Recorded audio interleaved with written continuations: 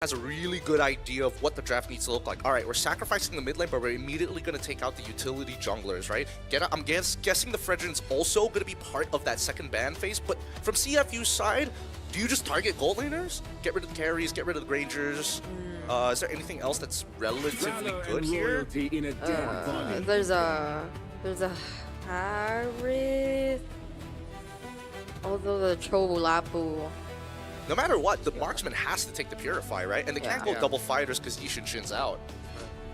We might end up seeing a gold laner here that maybe won't even pick up the Purify. It's still going to be tough, but there are very few teams who are willing to pick up a Flicker on their gold laner because they're thinking a little bit more about the repositioning. Right now, you don't even see the jungler for zone.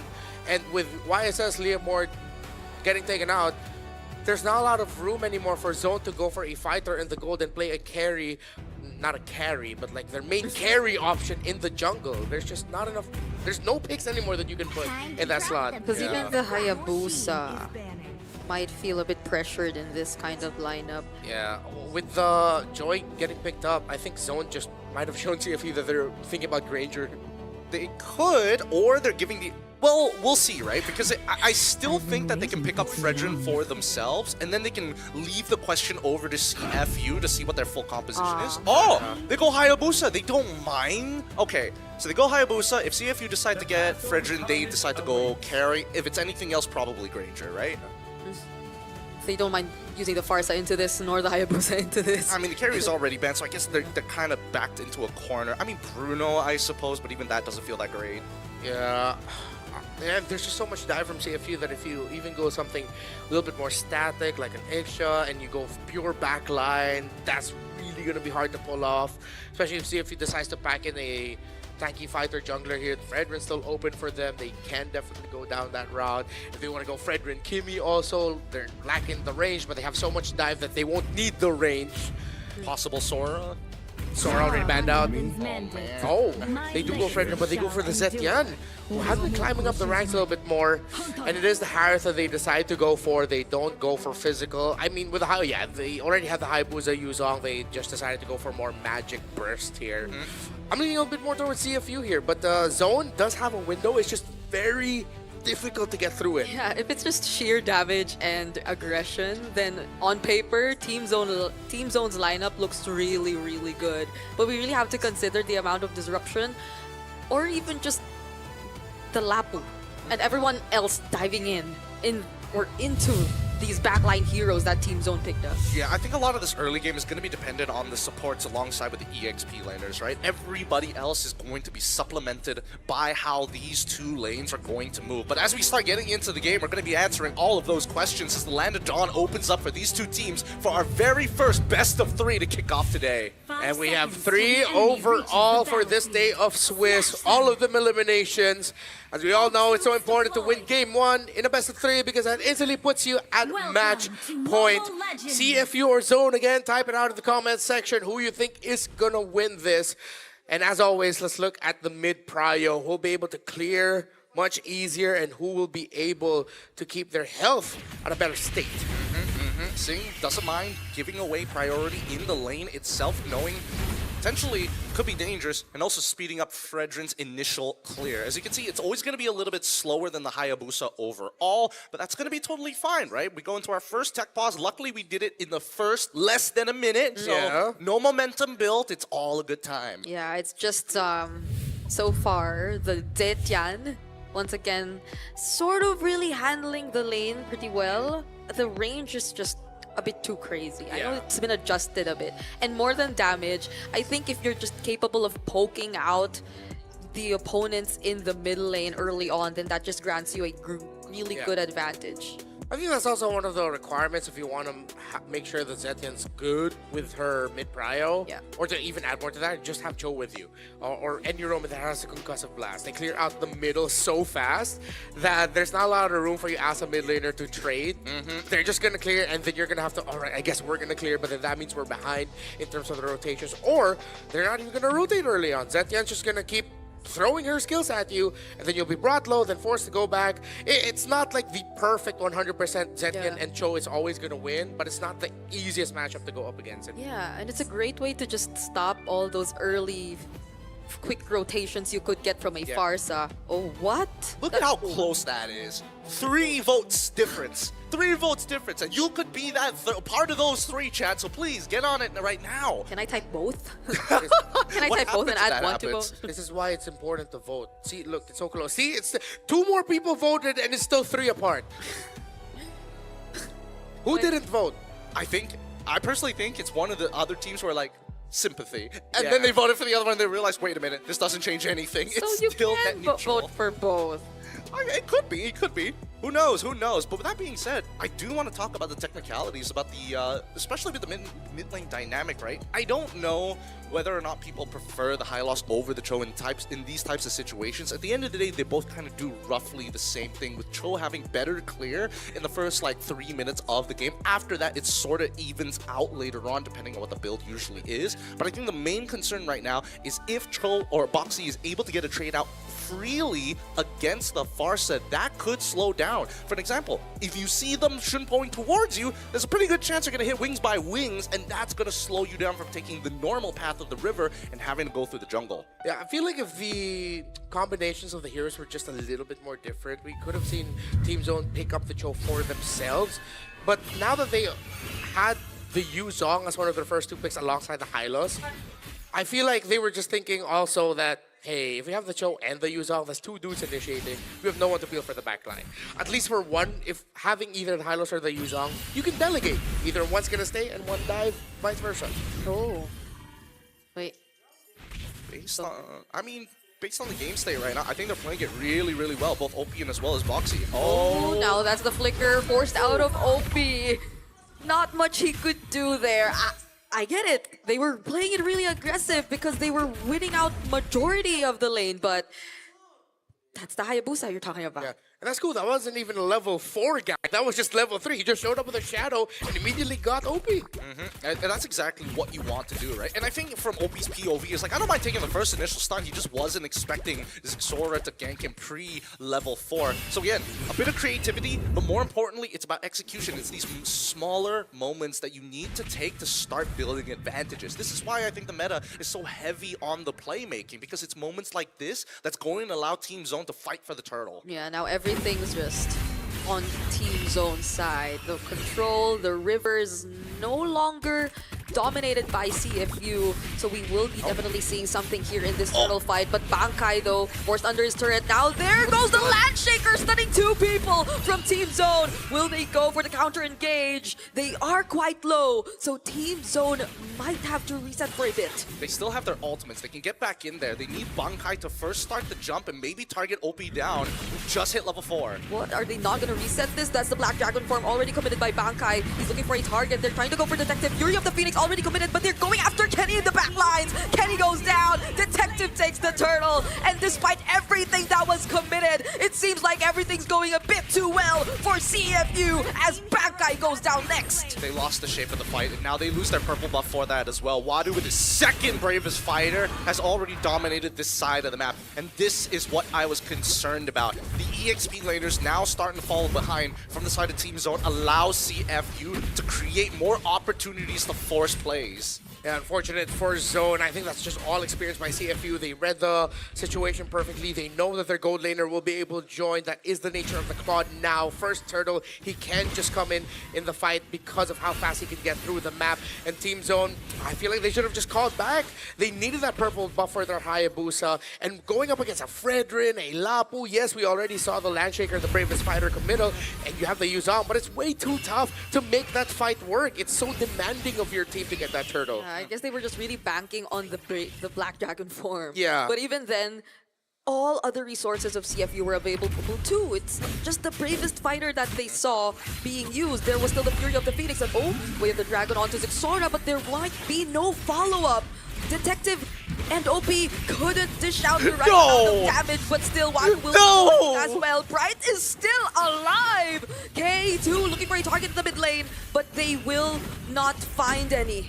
Can we get a replay of that? Oh my god, Boxy! What a sick Cho play. You blink, you miss it. How quick was that Way of the Dragon to guarantee that Zixora was not able to get his ult? Yeah, on point. Zixora was already charging up the animation, but then Boxy was able to kick him back. And now CFU has a DHS for their Claude, which in 2026 January MLBB means Power Spike already. Just one item, man. Nerf him. Oh, if the Dragon, Bravest Fighter, all committed on the Bankai. Landshaker doesn't connect though, so he's still able to use the Black Dragon form. But the sustain you see from this Yu Zhong keeps him alive. But without that, Team Zone might not be able to contest this objective. Yep, they have no Petrify to do it. And Zixora's maybe thinking of getting in on this. Bit of an awkward quad shadow there. I don't know what he was aiming at. If it was older Hayabusa, that definitely would have been closer. But I'm pretty sure at this point he's definitely very familiar already with the quad shadow length. I guess he was just reaching for the stars at that moment. It felt like He was hoping that somebody would just walk up into it, you know? Yeah. But you see Boxy right beside you, and I don't think you could stay for any longer. He's already kind of made a name for himself at this point. There's a lot of respect going over to Boxy from the side of Team Zone. You can see that they get a little bit nervous when they notice his presence around the map, and I think that's something that's good, right? However, what are they going to use that leverage for? And I think at this point, now that there are no buffs left on the map to actually fight for, you can see that Boxy is proactively looking to either kick Bright or even Kenny. Oh, Fury of the Phoenix cancels out the feathered airstrike. But Zixora still finds Boxy. Will OP get to find a trade? It seems like the damage and the range will not be enough. But then K arrives, and with the Salmon Force, will try to take down OP. But Wadu will provide some help. Bright 2 joining in with the Glorious Pathway, but now they see 3 members in front of them. Sing is just stealing the auto attack, so will the Appraiser's Wrath connect. Bankai! The knock-up from Bankai using the Black Dragon form as well. But Sing is still able to deal all the damage that he wants. Oh my goodness, it's a game of cat and mouse in Sing, luckily preemptively flickering, knowing that Zixora is paying attention to the BMI. These are the moves that you want to see from our professionals. lots of focus at the center of the map. Seems like Team Zone, though, I feel like they could be a bit more active, or excuse me, proactive.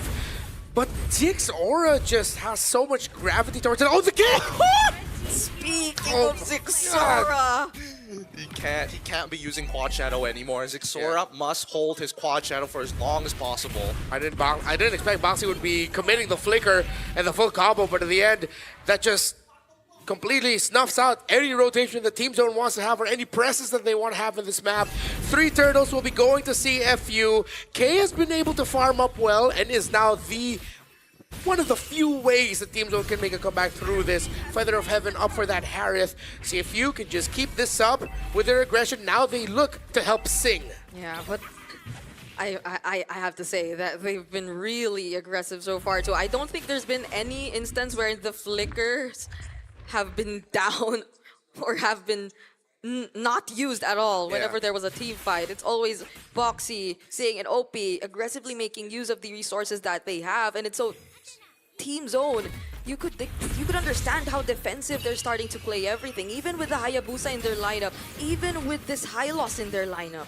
Look at Detective. I really love the way that he builds on this Fredrin. You should be looking for as many components as possible because the raw stats, look at him. He's level 10 and he's just beating him up. What are you going to do about it? I like it when I see Fredrins like this. It's really just, yeah, I definitely can frontline. Even though I will be taking damage, it's fine. Like, at the end of the day, I'm going to end up hurting someone, and I do have the help, as long as the other members of the team are there. So good call by Detective. Oh, Purify forced out. Nice. Okay. And that's it. They didn't commit the Way of the Dragon or anything. That's exactly what they want because now they can set up a dive angle and you can tell, okay, he's like, nah, he's not about it. He does not want to show on the map anymore, knowing that Boxy could come on him at any time. I think they're also keeping track of the battle spell, so 10 seconds left until Flicker. Oh, Wadu's all alone here. Fury of the Phoenix, though, someone helps him there. Uses the Flicker to reposition out. He's against 5 right now, but it seems like he'll be okay. Yeah. Queen's Wings, second item for Wadu. That's crazy. Usually you go Oracle, but no, he just straight up goes for the Queen's Wings. And at this point, he will be very difficult to take down. So now you have both the Fredrin and the Lapu Lapu as heroes who can just front, soak up damage, deal a lot of damage, and survive at the end of the day. The 2 main damage dealers that they're most concerned about is Kenny and K. Now that Zixora does have the Sky Piercer, maybe he's a little bit of a threat, but only if you are low. Prior to that, it's not doing as much damage as you would like to. Oh god. Once again, Bankai in the bottom lane. Use What? Oh! Just auto him! It's okay. It's okay. He's alive. He's alive. That was a Black Dragon form, though, and we have a Lord. They're gonna get the T2 off of this, and with this Lord as well, the snowball is not going to stop. Okay, Boxy seems like he's a target. but they're just able to run away. They forced out the glorious pathway even. Now that's another resource down for Team Zone before the fight even breaks out. Man, Boxy already used his Way of the Dragon, and he's still posturing as if he still has it. And now, Libera's trying again! Wait, Wadu all alone still gets to finish off right. Now it's Bankai that they're trying to go after. Without the Black Dragon form, they're just gonna chase after him. But Detective says no. The call is different. They're gonna transition towards the Lord. Queen Swings Rush, way too good for CFU Gaming, and they have gotten all major objectives so far in this game, including the very first Lord. Wadu's still going. He knows that there's no one in Team Zone that can take him down this early. Yes! Oh, Bankai, you gotta be careful. Bang! And there's nowhere to run. Now the Landshaker connecting once again for members of Team Zone on Wadu, but he will force them out of the turret, and that'll result into another casualty. Bright goes down as well. Goodness. I told you, the EXP lanes are going to make the big difference in this game, and Wadu now developing a three-level lead against Bankai. Bankai has lost his relevance. Even if he wants to get on top of OP, you can tell he still has his passive to knock him away. And even with the Petrify, it gets baited out early. Whoa! Wow! The energy eruption into the fury of the Phoenix! And with the Holy Shields, they're able to keep themselves safe out of the turret. Detective, OP, Boxy, that was a sick combo.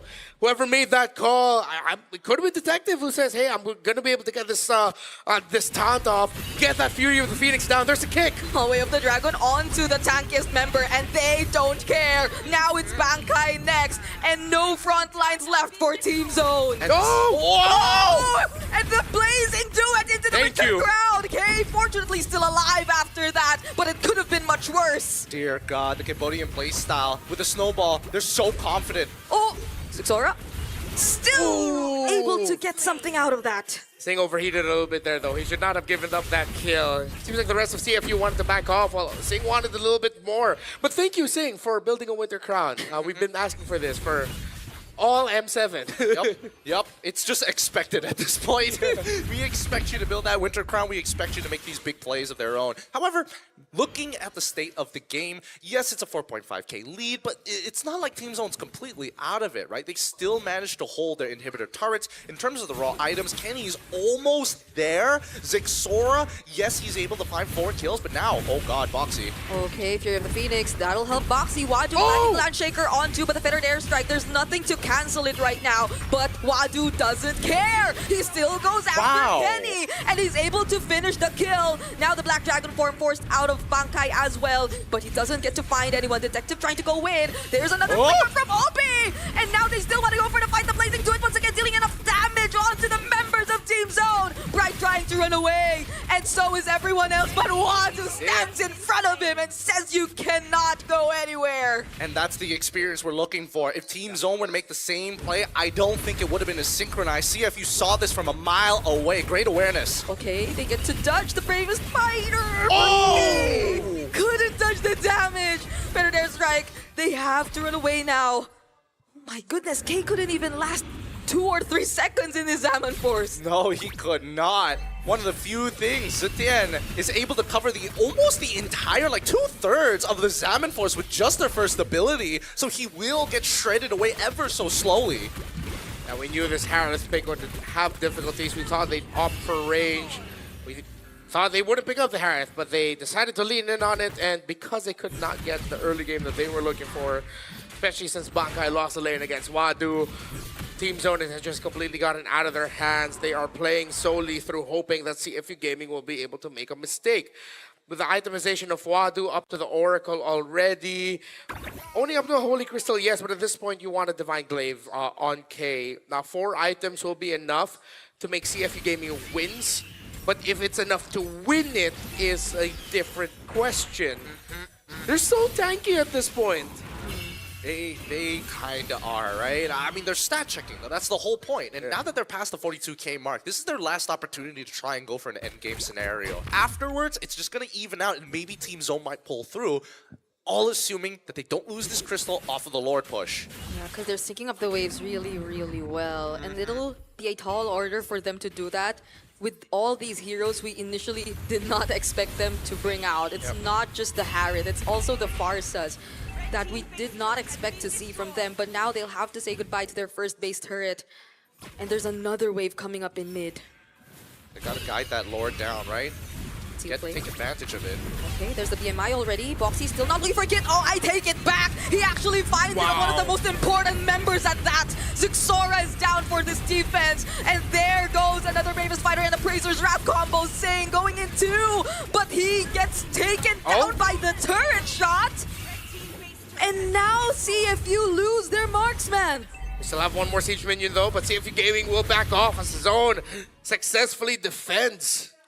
They get to live. They get to live. There is nothing wrong with living and sacrificing all of your inhibitor turrets. The only problem is that now coming up for the next Lord in 66 seconds, they're going to be at a major disadvantage. It is not up to them anymore whether they are able to win this game or find that comeback. Let's look at the replay one more time at the very least, right? Because this defense really boils down to what is the most important thing. And yes, Boxy is still making these insane plays. I would argue that he's going to be the MVP by the end of it. But at the very least, Bankai finds a little bit of value while K is able to get in and out of these fights.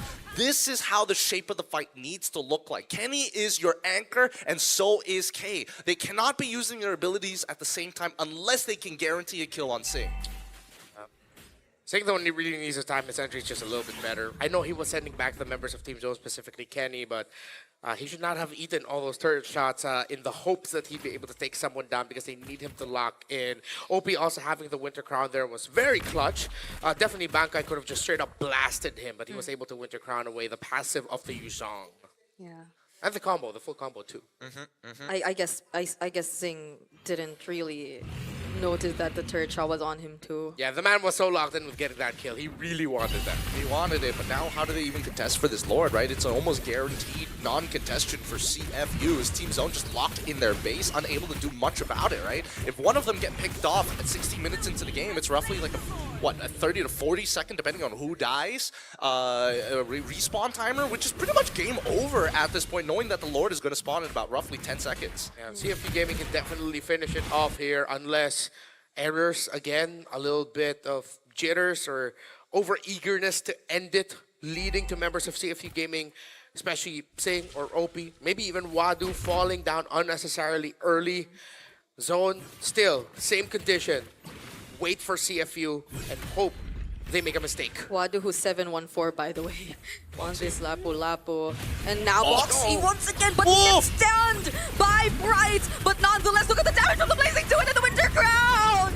Sing is able to do so much and now without any hesitation gets to lock on the towers. Game 1 finally goes over to CFU. That was a beautiful adaptation right at the very end. They had already made sure that they have conditioned their opponents. Who comes in first? It's always Boxy. And if you don't stop him, guess what? You open up angles for everybody else to start trickling in.